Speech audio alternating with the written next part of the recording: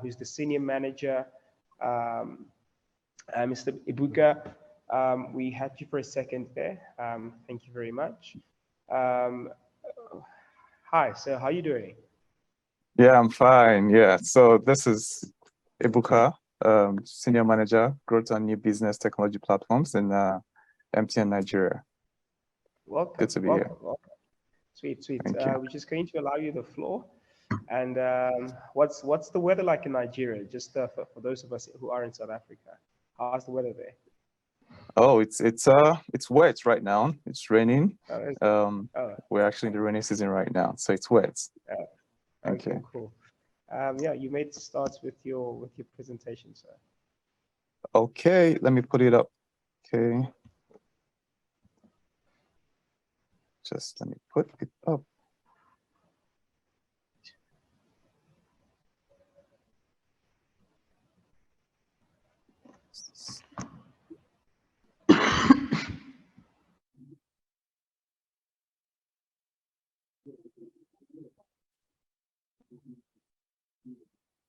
Okay,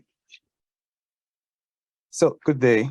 So I'll be speaking on the bridging the digital divide. This is basically a very important topic, and it's a global topic it's really affecting, is very impactful, and impacts various economies and ways of living. So I'll be speaking on the digital divide and digital technology, what's relationship, what it's all about. Also be speaking on the roles of telecoms in bridging digital divide. Basically talking about how do we in telecoms actually work together to actually bridge this digital divide. What is the role of telecoms in solving this challenge? And then lastly, I'll be speaking on MTN as a digital operator and the key player in bridging the digital divide. The first thing we need to understand is that digital divide is largely and basically a gap between those who are able to access digital technology and those who do not. And there are lots of barriers that affect this. And this gap is basically what impedes digital technology development in various markets, in various economies and countries. Digital technology basically is very impactful. It impacted various spheres of life and work and business and economy. In socioeconomic development, it plays a very significant role because it's basically being leveraged by various individuals, communities, organizations in dispersing information, in spreading developmental information, in reaching out to people. In the health sector as well, it plays a very significant role because today we have situations whereby we have various people across the globe seeking healthcare information. That is one. Secondly, seeking healthcare services too. These have been enabled and made simpler through digital technology. Now, what this basically means for us is that understanding that digital technology has a very significant impact in healthcare, and knowing that digital divide for those who do not have access to this digital technology basically means that they are being excluded to the additional benefits that comes through digital technology in the areas of healthcare and various other areas of impact. Education, we saw education really booming, digital technology being largely used in education during the lockdown, during the COVID period. Lots of schools were shut down. Lots of offices were shut down. People had to continue to access education information, education and learning services through digital technologies. A lot of people moved on to the internet. A lot of people started having classes over Zoom. All these things were enabled by digital technology. In public services as well, there are various situations whereby digital technology is also enabling the growth of public services, payments, access of those services, the blockchain-powered systems, which enable trust relationships, and the reduction in the bureaucratic processes of public services, all being enabled by digital services, the digital technology, as well as big data. So what it basically tells us is this, that this digital technology has a wide impact in our spheres of life, in every single way we live, and even the ways that we do business, the way that we interact with each other. But the problem is this, that despite all these huge benefits and the impacts, that divide whereby we still have a significant number of people who do not have access to digital technologies, that divide still remains a big concern globally. Globally, we have about 46% of individuals who are digitally excluded. They do not have access to digital technologies in any form of sorts, which could be through non-access to connectivity services, non-access to devices, non-access to services. So some people do not even have access to connectivity. Some have access to connectivity, but they don't have access to devices that be used to leverage those digital services, access those digital services. Some have both, but they don't have access to the right content and the right services that will enable their ways of life.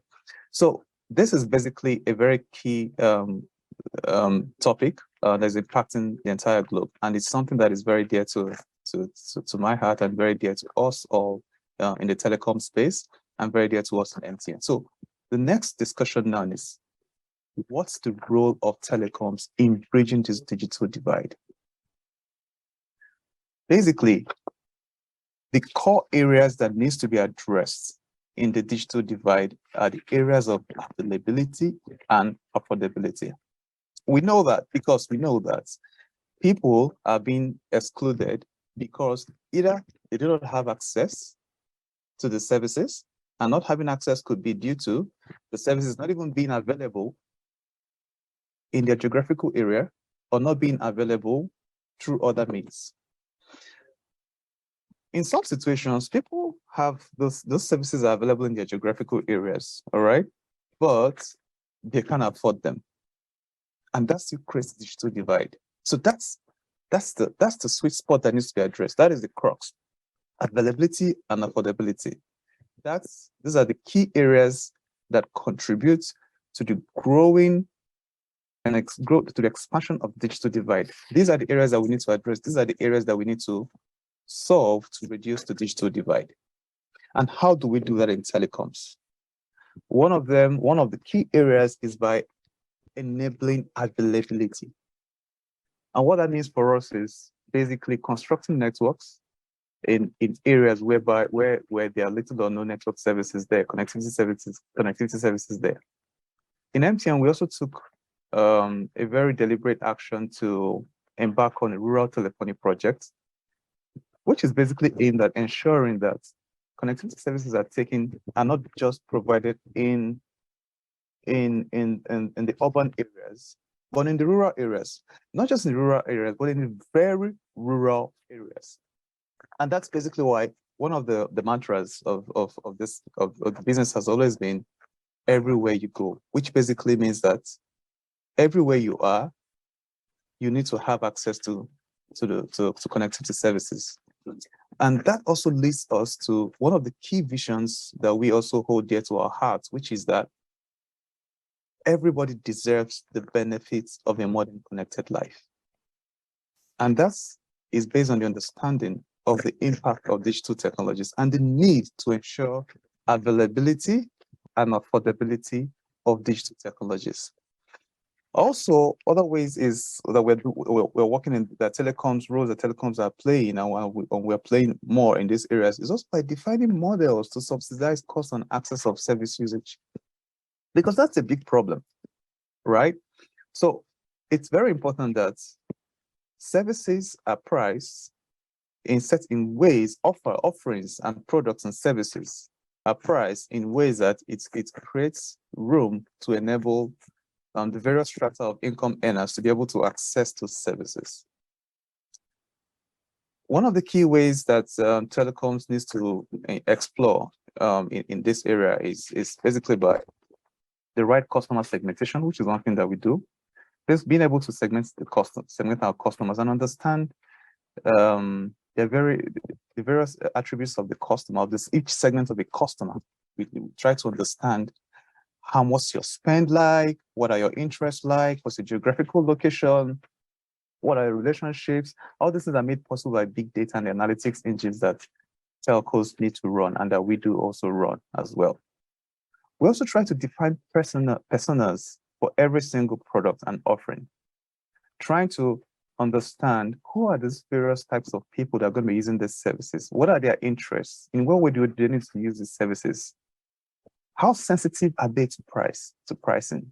And how do we actually ensure that we create models and variations of this service that puts that into considerations and ensures that everybody has a fair chance of accessing that service, making it affordable for everybody based on the offering that's been created for the various levels and categories of our segments of our customers. That's very important that we all need to do in the telecommunication industry. Additionally, it's also providing assistance to low-income population who don't have access to broadband networks. Now, we also have a large population that are in the urban or rural areas but are low income and do not have access to broadband networks because they cannot afford them, right? One of the things that needs to be done in this area and that we are doing is basically ensuring that the ways that products are being and services are being priced and modeled, right, varies based on the various attributes of customers and our target segments. Now, these areas of impact are very key areas that the telecom industry needs to really pay more attention to in actually helping to reduce the digital divide. The impact of telecoms through providing digital products and services is also a very key thing as well, because besides being that pipe, besides being that access layer through which people can actually access services, right? By providing voice services, data, internet services, and all that.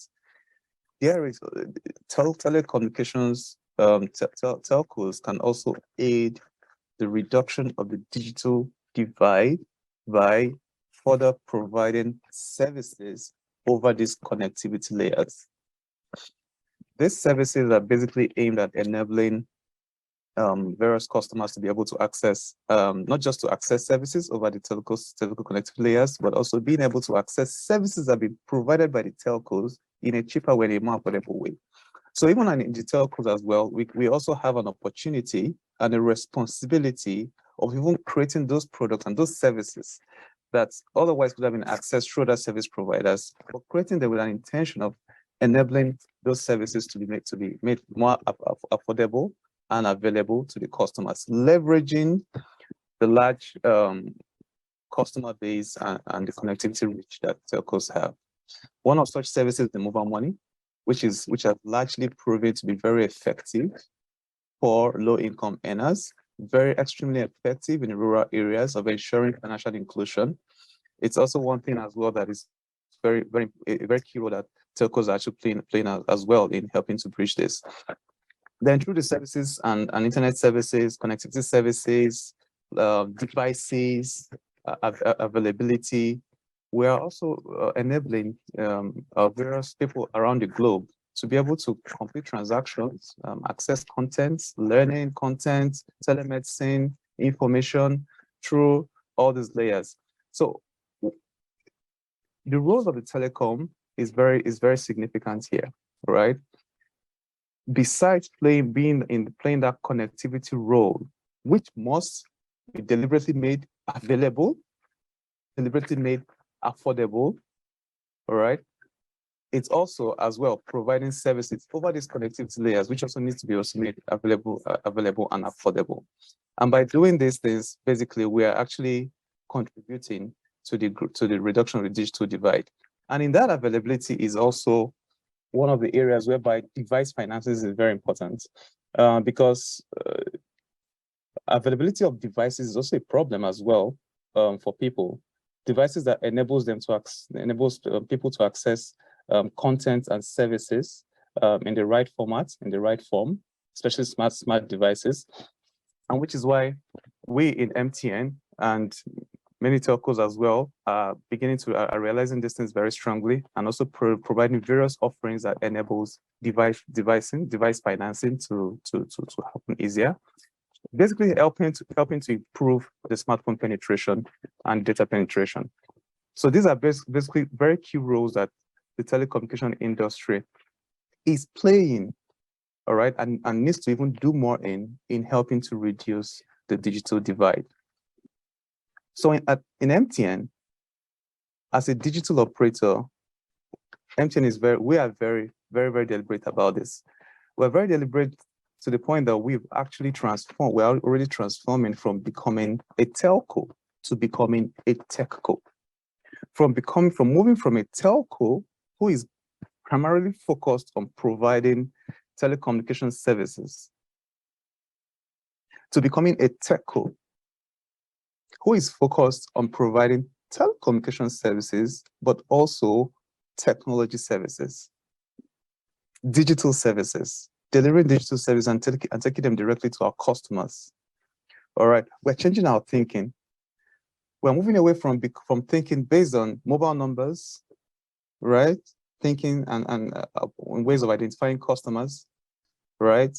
Moving away from thinking SIMs to thinking user IDs, people, things, Internet of Things.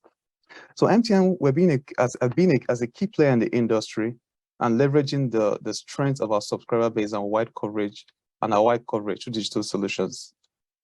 We're actually delivering and providing an array of innovative technologies that will further help to bridge this divide.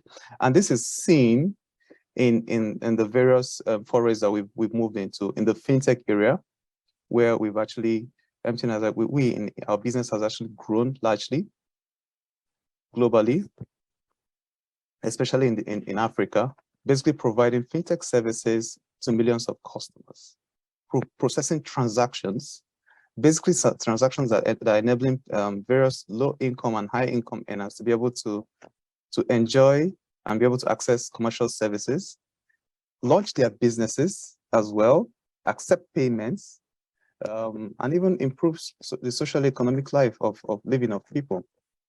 We also moved a lot as well into lots of digital services, rich media services, content services, gaming services, educational services, delivering digital services directly to our customers. But all this is being made possible by deliberate attempts, right, to not just change our way of thinking, but also change our culture.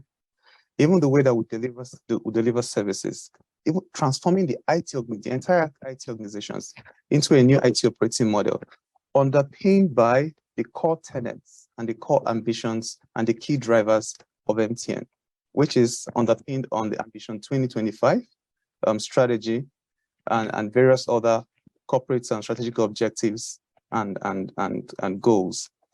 Our vision still is to be the #1 digital technology provider and business enabler. Transforming into a digital operator has a very critical dependencies on transformation of IT. And we've actually moved a lot into this area by looking inwards and transforming our delivery model from being largely a waterfall-based kind of technology delivery model, a bureaucratic-based way of delivering solutions, technology solutions, to becoming more agile in delivering, breaking boundaries between the commercial and the technology teams and putting everybody into one team, forming tribes and squads that brings all cross-functional units speaking and acting as one and delivering services as one.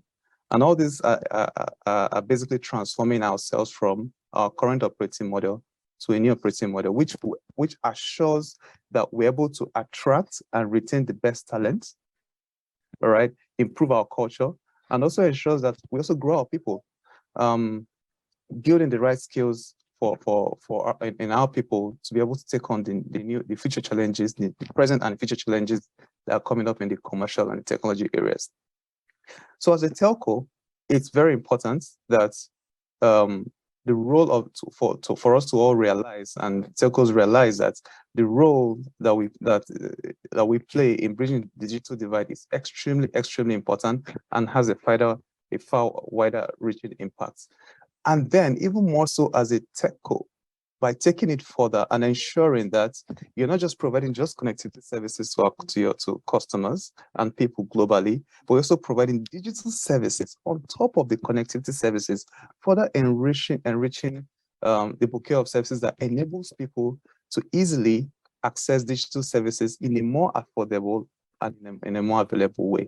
And these are the ways that we're basically working towards improving and enabling the best reduction in digital divide. All these things are basically based on key outcomes that we are targeting, which is to build the largest and the most valuable platforms and solutions. That's the one key thing, because to become a digital operator, we are thinking platforms right now. We're thinking reusable platforms that we're building and putting out there to enable businesses and communities and individuals, transforming our technology teams to be with the best practices and mindsets, and as well as largely enabling the entire global community to become more digitally inclusive and reduce the digital divide. Thank you. Wow, I mean, that's quite a, that's quite a lot. Where do we even start? I mean, thank you, MTN. You're one of the biggest role players in the the telecom Africa, and specifically Mr. Ebuka. Yeah, very quite thankful for your presentation. Just a couple of questions, a few questions for myself. I'm sure Mr. Mohammed might also have some questions. But from me, how has MTN specifically being leveraging on the threat of the threat of new competitors in the market.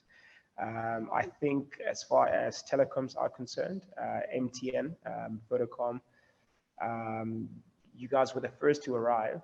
But over the years, we've been seeing new role players trying to enter into the telecoms market. And how have you guys trying to? Well, are you saying what's MTN stance? Do we need more role players in the market, or should there be a monopoly over the telecoms market? What do you need more role players in telecoms, or do we need less role players? That's my first question. Sorry. Yeah. Oh, thanks a lot. So really, we need more role players with telecoms and environments and globally. We can never have enough of that. All right.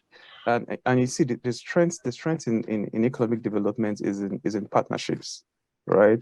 It's in co-creation, it's in ecosystems. And you don't just do that alone. I mean, it can't be done alone by just one organization. It's something that is done with a deliberate attempt of partnering with various organizations to achieve these objectives. So there's a whole lot of dependencies across various businesses, the interdependencies across businesses, and all these businesses have to all come together now and work in the perfect orchestration, perfect symphony to create the right impacts that we need to see in global economic development through reducing the digital divide. Yeah, so thanks. So yes, we need more role players, and more partnerships. And how is MTN specifically encouraging these collaborations and partnerships? How do you say it to Vodacom, for instance, or MTN or Rain, or any other telecommunication that we're not enemies here. We all want the same thing. We're all trying to connect more Africans to the digital world.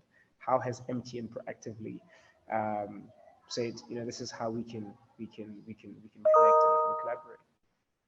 Yeah. Okay. So first thing is the existing relationships are maintained and consistently being improved. But more importantly is that in MTN, we are now moving to further open up our assets, right? For more integrations, for more partnerships. We're deliberately putting in place a very large API marketplace with a view of exposing our assets, right, in a very secure way through democratizing it basically, so that we can actually have more partnerships, more integrations in a very simplified way. And in that way, we're basically reaching out. We're reaching out to the global community and say, hey, we're doing business. We're all working together to actually improve the economic development of the entire of the globe. And at the same time, we're also here as well to ensure that we make our lives a lot better, our customers' lives a lot better, and also make money as well. So what we have done as well right now is start create. So you're going to start seeing a lot more communications from MTN. You're going to start seeing a lot of more emphasis on API monetization. You're going to see a lot of emphasis on open APIs.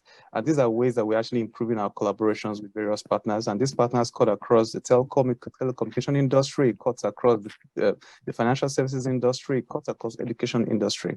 And that's where we're opening up and we're actually enabling more collaborations and more integrations so that we can actually achieve our collective objectives. So that's one of the key ways that we're doing this. Yeah, thank you. Mm-hmm. And just lastly, I mean, we have quite a, as I said, quite a wide range of audiences across the world. If you were to incentivize someone to come to Nigeria specifically and work with MTN, I have a bias towards South Africa because I'm local here. But if you were to say, listen, Nigeria is where you need to be putting your money. What would be some of the or what's happening in Nigeria that's not happening elsewhere? What's unique about the Nigerian market that makes it quite special and unique? Yeah. Okay. So I'll start by saying that Nigeria has a very large population of 200 million people. All right, and that's a large addressable market. It's a large addressable market.